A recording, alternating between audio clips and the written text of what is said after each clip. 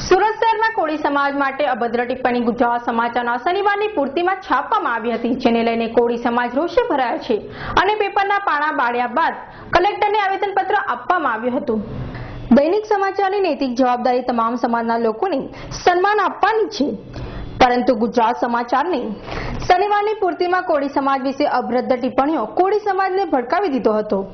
જાહેરમાં ગુજરાત સમાચારની પ્રાંત બાબતો કોળી સમાજ વિરોધ નોંધાવ્યો હતો અને કલેક્ટર આવેદન આપવાનો પણ સમાજના લોકોએ મોટી સંખ્યામાં ઉપસ્થિત રહી વિરોધ નોંધાવ્યો હતો।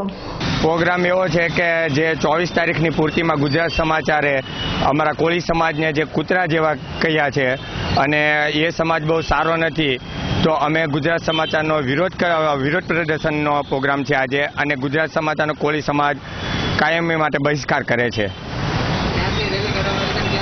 અભયનગર કોળી સમાજની વાડીથી કાઢી અને કલેક્ટર ઓફિસે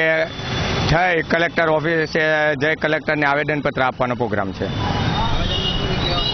આવેદનમાં યોગ્ય ન્યાય માંગ્યો છે અને હરેશ નાયક અને ગુજરાત સમાચારના તંત્રીને યોગ્ય સજા કરવામાં આવે। જો સજા નહીં થાય તો અમે ઉગ્ર આંદોલન તરફ પણ જઈ શકીએ છીએ।